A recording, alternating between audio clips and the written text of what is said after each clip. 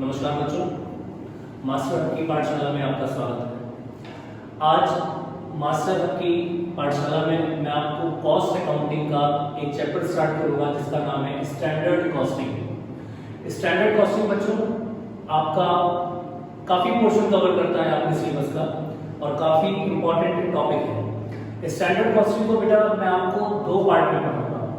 पहले पार्ट में मैं आपको स्टैंडर्ड कॉस्टिंग के बेसिक्स को पढ़ाऊंगा, जिसमें स्टैंडर्ड क्या होता है, how can we set standards, standard हम किसको बोलते हैं, इसको कैसे सेट करते हैं, स्टैंडर्ड का सेट करने का ऑब्जेक्टिव क्या होता है, इसका यूज कैसे करते हैं, कौन कौन से टूल्स यूज होंगे इसमें, स्टैंडर्ड कॉस्टिंग के और हिस्टोरिकल कॉस्टिंग और एस्टिमेटेड कॉस्टिंग इनमें डिफरेंस क्या है, कॉस्टिंग स्टैंडर्ड की कैसे करते हैं इसको मैं बताऊंगा। दैट मींस मैं आपको बेसिक क्लियर करने वाला हूं पहले वीडियो में। आपको सेकंड वीडियो में बेटा मैं आपको आपके न्यूमेरिकल पोर्शन को कवर करूंगा और इसके न्यूमेरिकल पार्ट्स को बताऊंगा।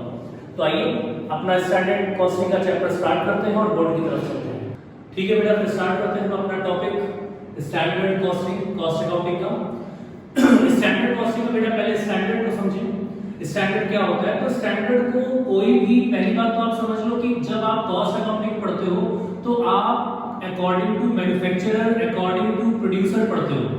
मैन्युफैक्चरर और प्रोड्यूसर के अकॉर्डिंग स्टैंडर्ड क्या है ये हमें देखना है। जनरली हमारी लाइफ स्टाइल में अगर हम पूछें कि स्टैंडर्ड क्या है तो बोलते हैं कि कोई महंगी गाड़ी से चलता है तो बोलते हैं उसका एक स्टैंडर्ड बड़ा हाई है।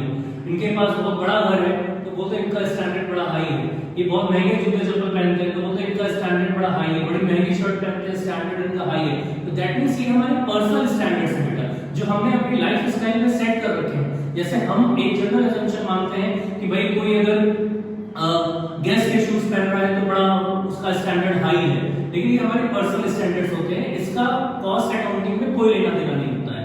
जब हम कॉस्ट अकाउंटिंग की बात करते हैं तो कॉस्ट अकाउंटिंग में हम स्टैंडर्ड वर्ड जब यूज करेंगे तो बेटा स्टैंडर्ड अकॉर्डिंग टू मैन्युफैक्चरर होगा। पहली चीज दिमाग में रखना कि आप खुद को मैन्युफैक्चरर और प्रोड्यूसर मान लो। जब आप खुद को मैन्युफैक्चरर प्रोड्यूसर मान करके अपने आप सोचो कि स्टैंडर्ड क्या हो सकता है आपके लिए, तो आप सोचो मान लो मुझे ये मार्कर है बेटा, ये ब्लू कलर का मार्कर बना करके मुझे बेचने का काम करना है। तो अब मैं ये ब्लू कलर का मार्कर बना करके बेचने का काम अगर करूंगा तो इस मार्कर को बनाने से पहले मैं एक चीज डिसाइड करूंगा, क्या कि इस मार्कर को बनाने में कितना मटेरियल लगेगा। बेटा प्लास्टिक है ना ये, तो ये प्लास्टिक हमारा मटेरियल है। इस मार्कर को बनाने वाला जो व्यक्ति होगा, जो पर्सन होगा, वो लेबर होगा। उसको जो हम पैसा देंगे वो वेजेस होगा, वो कितना लगेगा। और इस मटेरियल को खरीदने में और लेबर को वेजेस देने में पैसे चाहिए, एक्सपेंसेस जिसको ओवरहेड्स बोलते हैं वो भी। तो इस मार्कर को बनाने में कितना मटेरियल लगेगा, कितना लेबर वेजेस लगेगा, कितने एक्सपेंसेस लगेंगे, जब इसको हम पहले से डिसाइड कर लेते हैं। मेरी बात सुनना, मैं वर्ड यूज कर रहा हूं, इस मार्कर को बनाने से पहले हम डिसाइड कर लेते हैं कि कितना लगना चाहिए, what material should be used. मेरी बात समझना बेटा, मैं शुड बी वर्ड यूज कर रहा हूं, विल बी नहीं बोल रहा हूं आपको। मैं आगे इसको एक्सप्लेन करने वाला हूं। मैं बोल रहा हूं what material should be used.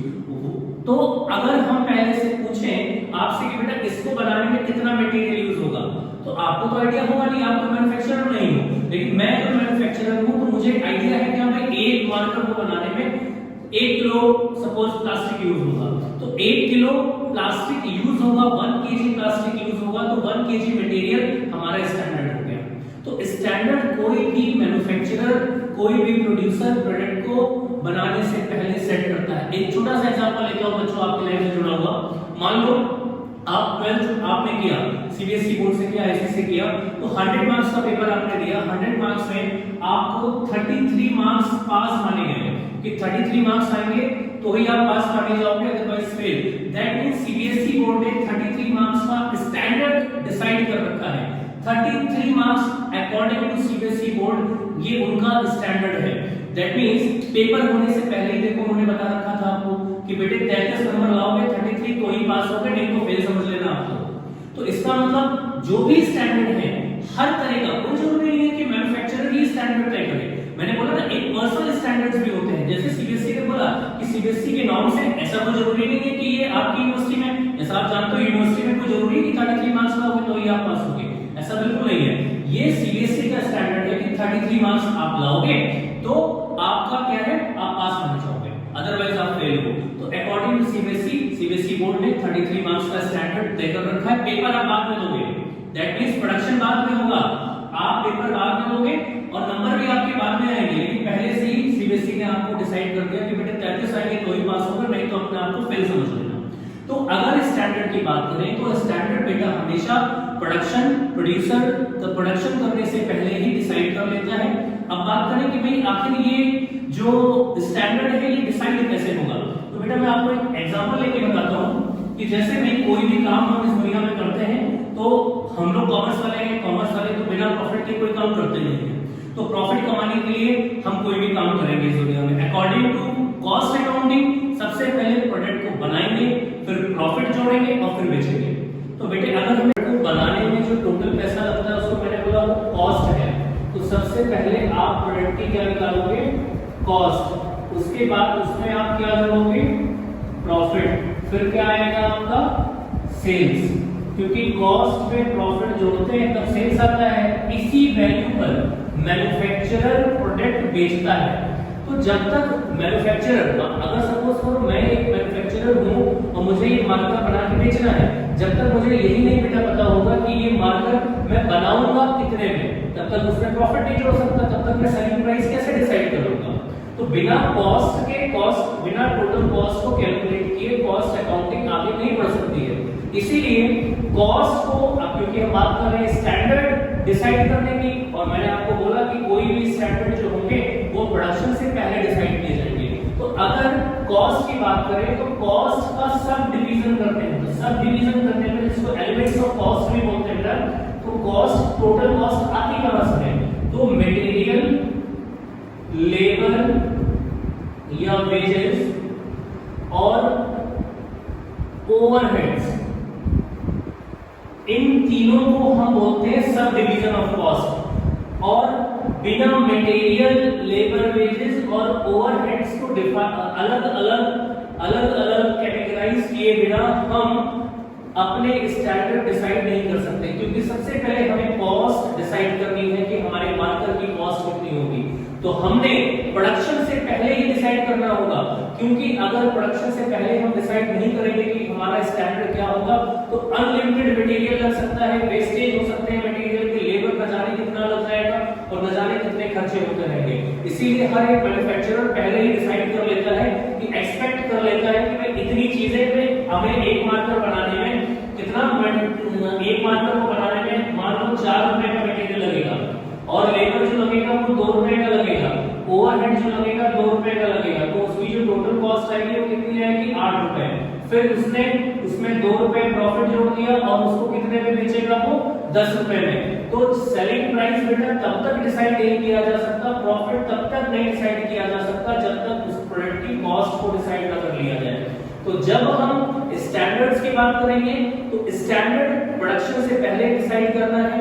तो प्रोडक्शन करते टाइम सबसे पहले मार्कर को बनाते टाइम हमें मटेरियल चाहिए होता है, फिर मटेरियल से मार्कर को बनाने वाले लेबर चाहिए होते हैं, जिनको हम पैसे देते हैं वो वेजेस कहलाते हैं। और मटेरियल और वेजेस मतलब मटेरियल को खरीदने के लिए और वेजेस, लेबर को वेजेस देने के लिए और जो अदर खर्चे हैं हमारे फैक्ट्री के, सेलिंग डिस्ट्रीब्यूशन के, वो सारे खर्चे ओवरहेड्स हैं हमारे।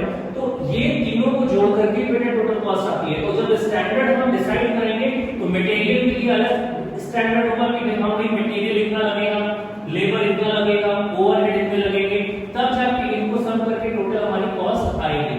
तो अगर हमें स्टैंडर्ड डिसाइड करना है तो सबसे पहले कॉस्ट को सब डिवाइड करेंगे मटेरियल, लेबर, ओवरहेड्स में, और इनके स्टैंडर्ड हम तय करेंगे। इनके स्टैंडर्ड तय करने के बाद ही हमारी टोटल कॉस्ट आएगी। फिर तो बड़ा इजी है, उसमें प्रॉफिट जोड़ के हम अपने प्रोडक्ट को बेच देंगे। अब मैं आपको स्टैंडर्ड कॉस्टिंग का बेसिक बताता हूं। मैंने अभी तक आपको केवल एग्जांपल्स दिए, हो सकता है थोड़ा समझ में कम आया हो आपको। मैं अब आपको इसका बेस लेके चलता हूं और कोशिश करता हूं कि आपको और अच्छे से समझ में आए। तो बेटा स्टैंडर्ड कॉस्टिंग में सबसे पहले स्टैंडर्ड को समझते हैं। अभी तक मैंने आपको बहुत सारे एग्जांपल्स दिए, उसमें से कुछ समझ में आए होंगे या नहीं आए होंगे। अब आप कोशिश करिए और मैं भी कोशिश करता हूं कि आपको अच्छे से समझ में आए। तो स्टैंडर्ड पहले समझेंगे स्टैंडर्ड क्या है, उसके बाद समझेंगे स्टैंडर्ड कॉस्ट क्या है, क्योंकि हम पढ़ने जा रहे हैं स्टैंडर्ड कॉस्टिंग। तो स्टैंडर्ड क्या है, मैंने पहले से लिख लिया बोर्ड पे कि आपको आसानी हो लिखने के लिए, क्योंकि स्टैंडर्ड जो होता है वो प्री डिटरमाइंड स्केल है, मतलब पहले से निर्धारित कोई मानक होता है, पहले से डिसाइड किया हुआ कोई स्टैंडर्ड है वो, या मेजरमेंट है। स्केल और मेजरमेंट बेटा एक ही चीज है। इसका मतलब स्टैंडर्ड प्रोडक्शन से पहले डिसाइड किया हुआ एक स्टैंडर्ड, एक मानक है, प्री डिटरमाइंड स्केल है। तो स्टैंडर्ड कॉस्ट क्या है, तो मैंने डेफिनेशन भी थोड़ा सा लिख दी है, आप देख लो इसको। The standard cost is a pre determined cost which determines that what each product or service should cost under given circumstances। मतलब जो स्टैंडर्ड कॉस्ट है वो प्री डिटरमाइंड कॉस्ट है, जो कि हर एक प्रोडक्ट के लिए अलग अलग डिसाइड की जाती है, हर एक सर्विसेज के लिए अलग अलग डिसाइड की जाती है, क्योंकि हर एक प्रोडक्ट को बनाने की सर्कमस्टांसेस, हर एक प्रोडक्ट को बनाने की जो प्रोसेस है वो अलग अलग होता है, इसीलिए हर एक प्रोडक्ट का स्टैंडर्ड अलग अलग तरीके से डिसाइड किया जाता है। ये देखो बेटा, स्टैंडर्ड कॉस्ट है क्या, तो standard cost is expected cost, क्योंकि बेटा प्रोडक्शन से पहले ही हम डिसाइड करते हैं कि स्टैंडर्ड क्या होगा, तो इसका मतलब स्टैंडर्ड कॉस्ट भी प्रोडक्शन से पहले डिसाइड की है। जैसे मैंने आपको बोला था कि 10 रुपए में अगर हम मार्कर बेच रहे हैं तो 8 रुपए बनाने में लगेंगे, 2 रुपए का प्रॉफिट आएगा। दैट मींस हम फ्यूचर की बात कर रहे थे, हम एस्टिमेशन की बात कर रहे थे। इसका मतलब हम पहले से ही डिसाइड कर रहे थे। मैं बोला ना मैंने आपको कि 10 रुपए में बेचेंगे, 2 रुपए प्रॉफिट आएगा, 8 रुपए प्रोडक्ट को बनाने में, मार्कर को बनाने में लगेगा। जब मैंने अभी आपको सब डिवीजन करके बताया था मटेरियल, लेबर और ओवरहेड्स का, इसका मतलब स्टैंडर्ड कॉस्ट एक एक्सपेक्टेड कॉस्ट है। मेरी बात समझ में बेटा, एक्सपेक्टेड कॉस्ट है स्टैंडर्ड कॉस्ट, और standard cost is derived from, कहां से आती है स्टैंडर्ड कॉस्ट? तो बेटा दो तरीके हैं स्टैंडर्ड कॉस्ट को आने के। पहला है स्टैंडर्ड कॉस्ट एक जो आती है वो हिस्टोरिकल कॉस्ट एनालिसिस से आती है, और दूसरी आती है मार्केट का रिसर्च करके। मतलब कोई भी प्रोड्यूसर अगर किसी प्रोडक्ट की स्टैंडर्ड कॉस्ट को डिसाइड करने जा रहा है प्रोडक्शन से पहले, तो वो दो तरीके से स्टैंडर्ड कॉस्ट को डिसाइड कर सकता है। कैसे? पहला है बेटा हिस्टोरिकल कॉस्ट एनालिसिस से। पहला तरीका है हिस्टोरिकल कॉस्ट एनालिसिस, ऐतिहासिक लागत का विश्लेषण करके। हिंदी मीडियम वाले थोड़ा सुनेंगे ध्यान से, ऐतिहासिक लागत का विश्लेषण करके। ये फाइनेंशियल अकाउंटिंग वाली हिस्टोरिकल कॉस्ट नहीं है बेटा, ये कॉस्ट अकाउंटिंग की हिस्टोरिकल कॉस्ट है। ये कहां से आती है? प्रीवियस ईयर के जो रिकॉर्ड्स होते हैं हमारे, पिछले साल हमने जब ये मार्कर को बनाया था तो मार्कर को बनाने में कितना लगा था, मार्कर को बनाने में कितना मटेरियल लगा था, मार्कर को बनाने में कितना लेबर लगा था, मार्कर को बनाने में कितने ओवरहेड्स लगे थे, जो पिछले साल के रिकॉर्ड्स हैं हम उनको देखेंगे। उनको देखने के बाद हम उसका एनालिसिस करेंगे और उसके बेस पे कहां मटेरियल ज्यादा लग गया, कहां ओवरहेड ज्यादा लग गया, कहां लेबर ज्यादा लगा, उसका एनालिसिस करके जब हम अगले साल के लिए दैट मींस करंट ईयर के लिए हम जब प्रोडक्शन स्टार्ट करने जा रहे हैं और फिर स्टैंडर्ड तय करेंगे, तो हम तय करेंगे पिछले साल के अकाउंटिंग के बेस पे। पिछले साल जो मटेरियल लगा था 10 रुपए का लगा था, तो हम सोचेंगे भाई 2 रुपए का लगा था, 4 रुपए का लगा था, तो इस साल हम सोचेंगे उससे कम लगे। पिछले साल लेबर जो लगा था तो हम सोचेंगे इस साल उससे कम लगे, क्योंकि पिछले साल की गलतियां हम दोबारा नहीं दोहराएंगे। तो पिछले साल के अकाउंटिंग रिकॉर्ड्स को देख करके करंट ईयर के स्टैंडर्ड को जब तय किया जाता है तो बोला जाता है ये जो स्टैंडर्ड डिसाइड किया जा रहा है ये हिस्टोरिकल कॉस्ट एनालिसिस के बेस पे डिसाइड किया जा रहा है। दूसरा बेटा मार्केट रिसर्च। जब हम बिजनेस को एस्टैब्लिश करते हैं, बिजनेस को स्टार्ट करते हैं पहली दफा, तो मान लो अगर कोई नया मैन्युफैक्चरर है, नया प्रोड्यूसर है, तो उसके पास तो पिछले साल के कोई रिकॉर्ड्स नहीं होंगे, वो अपना स्टैंडर्ड कहां से तय करेगा? तो उसके पास एक ऑप्शन होता है, वो मार्केट का रिसर्च करेगा। मार्केट का रिसर्च करेगा, मार्केट बाजार का अनुसंधान करेगा।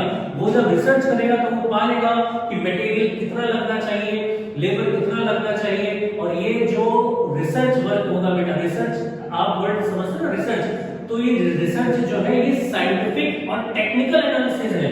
ये कोई ऐसे नहीं कि भाई मटेरियल 10 रुपए लग जाएगा और लेबर 2 रुपए लग जाएगा, ये कोई प्रेडिक्शन नहीं है बेटा, ये प्रेडिक्शन नहीं है, ये साइंटिफिक एनालिसिस है, ये टेक्निकल एनालिसिस है, जो मार्केट रिसर्च करके अगर कोई प्रोड्यूसर, अगर कोई मैन्युफैक्चरर अपना मार्केट का रिसर्च करा करके, साइंटिफिकली रिसर्च करा करके फिर उसके बाद अपने स्टैंडर्ड को डिसाइड करता है और फिर वो प्रोडक्शन करता है, तो उससे प्रोडक्शन से पहले जो उसने स्टैंडर्ड डिसाइड किए थे कि मटेरियल कितना लगेगा मार्कर को बनाने में, लेबर कितना लगेगा मार्कर को बनाने में, और ओवरहेड्स कितने लगेंगे, तो प्रोडक्शन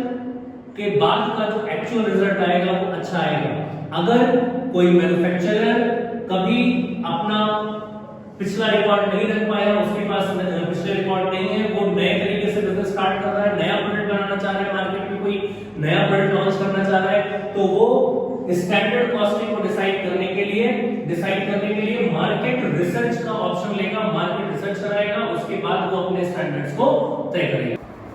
बेटा तो अभी तक मैंने आपको इतना बेसिक बताया हुआ, ये इस बेसिक कॉन्सेप्ट्स को जो मैंने स्टैंडर्ड कॉस्टिंग से टॉपिक स्टार्ट किया था उसको क्लोज करते हैं। और तो बेसिक कॉन्सेप्ट से बेटा अगर देखा जाए तो स्टैंडर्ड कॉस्टिंग को जब हम करते हैं उसमें कौन कौन से स्टेप्स आते हैं जिनको हमें ध्यान रखना चाहिए और जिनको दिमाग में रख करके हम स्टैंडर्ड कॉस्टिंग को आसानी से समझ सकते हैं।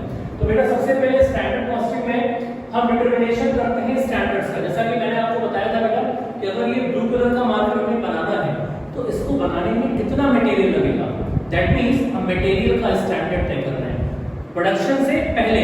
इसीलिए डिटरमिनेशन ऑफ स्टैंडर्ड्स, जहां पर मैंने आपको बोला था कि कितना मटेरियल लगेगा, कितना लेबर लगेगा, कितना ओवरहेड लगेगा, इसका डिटरमिनेशन जब हम करते हैं तो ये प्रोडक्शन से पहले ही करते हैं।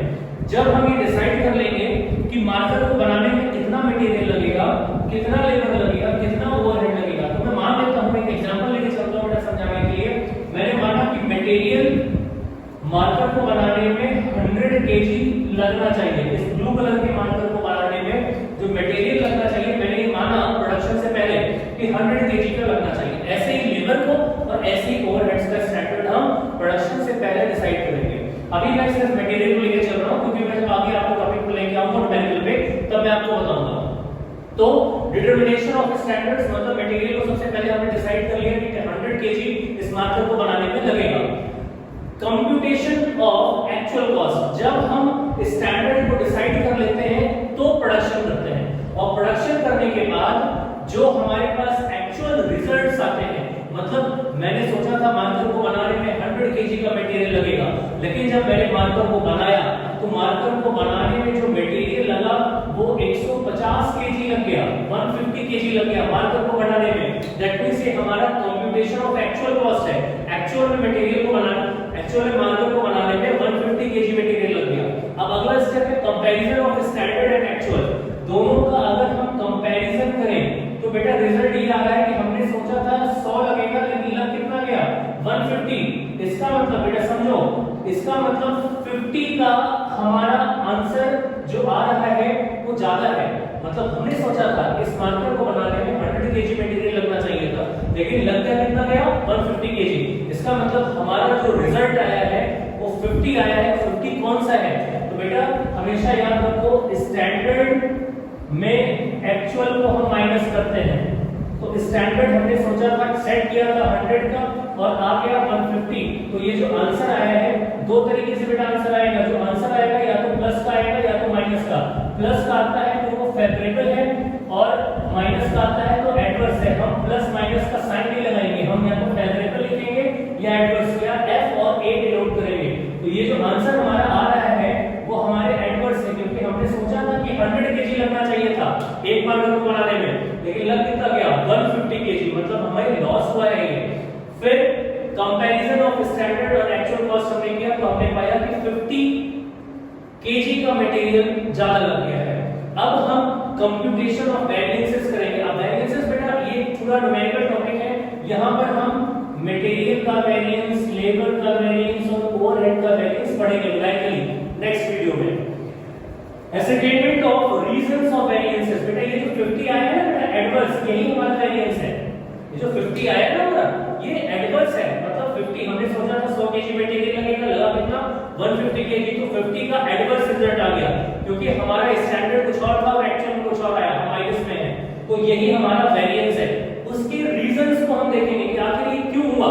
हमने तो स्टैंडर्ड तय किया था कि भाई 100 केजी लगेगा, इससे ज्यादा लग नहीं सकता। प्रोडक्शन से पहले लग गया 150 केजी। इसके रीजंस को दिमाग में रखेंगे जो कि बजटिंग के लिए, कॉस्ट कंट्रोल के लिए बहुत जरूरी होगा। और फिर उसके बाद हम देखेंगे फिर जो हमारा रीजंस आएंगे वेरिएंसेस के, उन रीजंस को हम प्रेजेंट करेंगे एक रिपोर्ट की तरह अपने मैनेजमेंट को। क्योंकि जो हमारा ये माइनस का आंसर आ रहा है क्योंकि हमने सोचा था 100 केजी का मटेरियल लगेगा और लग गया है 150 केजी का, तो इन दोनों का जो डिफरेंस आ रहा है 50 का, वो मैंने बोला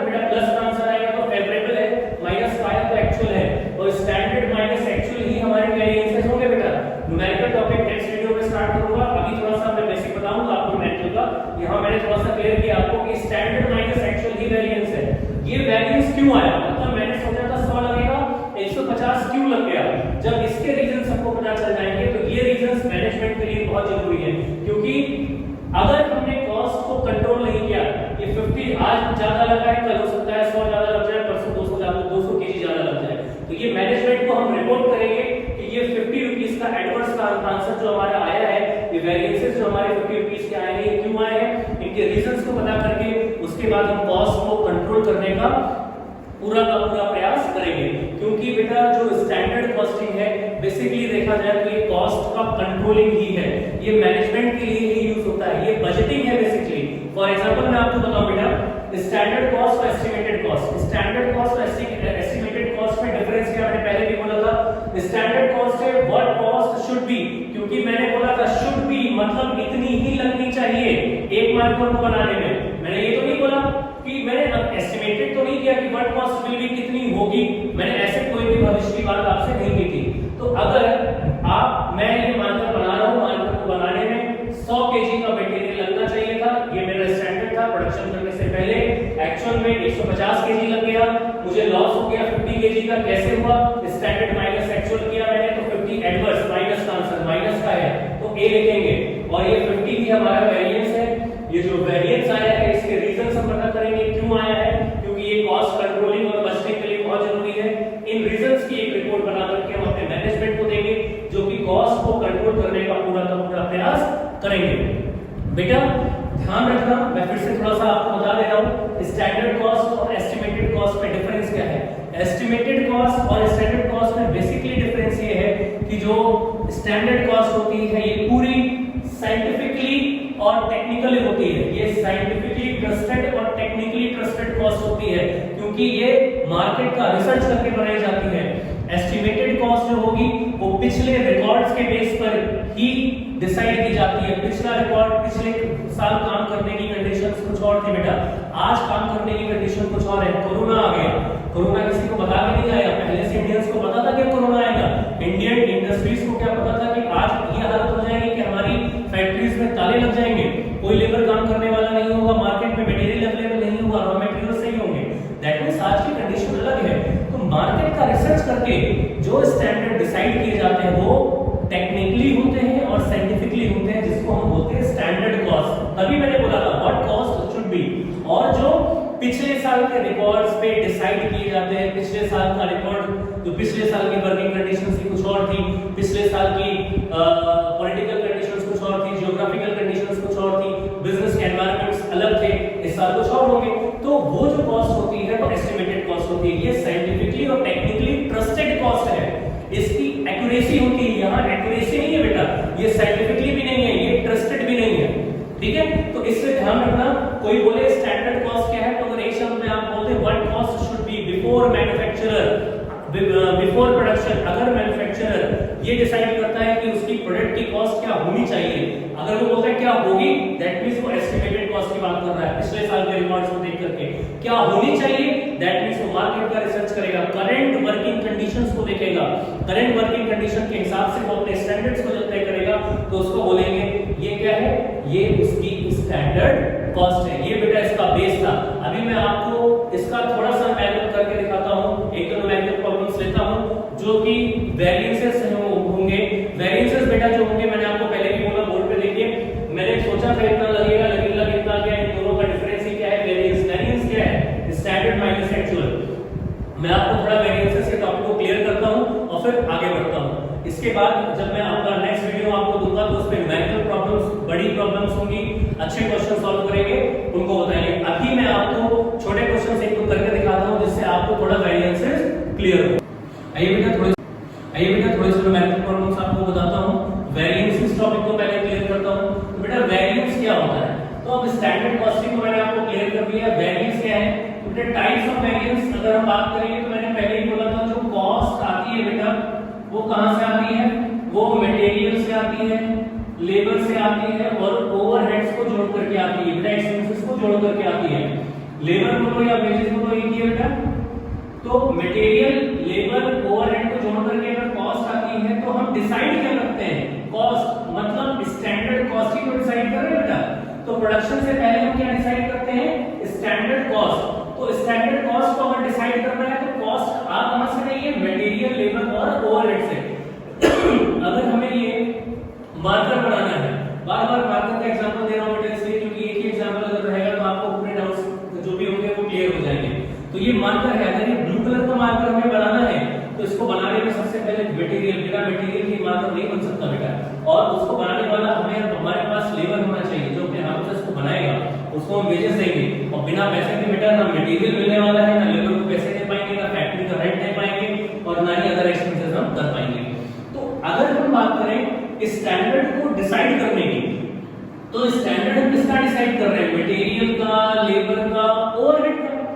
तो वेरिएंसेस मतलब स्टैंडर्ड अगर हम इनका डिसाइड कर रहे हैं तो एक्चुअल में हमारे पास मार्कर अगर हम बनाएंगे तो मार्कर बनाने में क्या लगेगा एक्चुअल में बेटा, स्टैंडर्ड भी हम इन्हीं का डिसाइड करेंगे, और जब एक्चुअल आएगा ना बेटा तो एक्चुअल में बेटा मटेरियल, लेबर और ओवरहेड, मतलब हमने सोचा था कि 10 रुपए का मटेरियल लगेगा, 15 रुपए का लेबर लगेगा, 5 रुपए का ओवरहेड लगेगा। एक्चुअल में क्या हुआ, एक्चुअल में हुआ ये कि 8 रुपए का मटेरियल लग गया, 10 रुपए का लेबर लग गया और 10 रुपए का ओवरहेड लग गया। तो यहाँ हमने 10 रुपए सोचा था मटेरियल लगेगा, ये हमारा स्टैंडर्ड था प्रोडक्शन से पहले, लगा कितना 8, तो इसका मतलब जो वेरिएंस मतलब जो चेंजेस आए वो कितने आए, 2 रुपए। लेकिन हमने सोचा था 10 लगेगा, लगा कितना 8, मतलब बच गए 2 रुपए, मतलब प्लस की वैल्यू मतलब फेवरेबल। यहाँ हमने सोचा था कितना लगेगा 15, लगा कितना 10, यहाँ भी 5 रुपए हमने बचा लिए मतलब फेवरेबल। मैंने पहले भी बोला था ना प्लस का साइन लगेगा ना माइनस का, प्लस का आंसर है तो F लगा देना फेवरेबल, और अगर माइनस का आएगा तो A लगेगा। तो यहाँ हमने सोचा था ओवरहेड कितना लगेगा 5, लेकिन लगा कितना 10, यहाँ हमें बात मिल गई, यहाँ हम 5 रुपए लॉस में चले गए, ये आंसर हमारा माइनस का है एडवर्स, कहीं भी प्लस का साइन नहीं है, कहीं भी माइनस का साइन नहीं है। तो वेरिएंसेस क्या है, वेरिएंसेस है standard minus actual, standard minus actual ही स्टैंडर्ड है, वो वेरिएंस है। स्टैंडर्ड में एक्चुअल को माइनस करेंगे और हमारे वेरिएंसेस आ जाएंगे। वेरिएंसेस के टाइप्स के साथ मैथमेटिकल प्रॉब्लम्स में बड़ी स्टार्ट करूंगा अगले वीडियो में।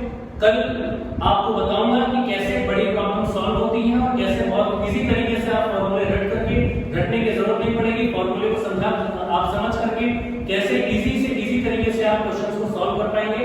ये मेरे नेक्स्ट वीडियो में आप देखेंगे स्टैंडर्ड कॉस्टिंग का वेरिएंस एनालिसिस। बेटा वेरिएंस क्या है मैंने आपको क्लियर किया है, इसका एनालिसिस करेंगे।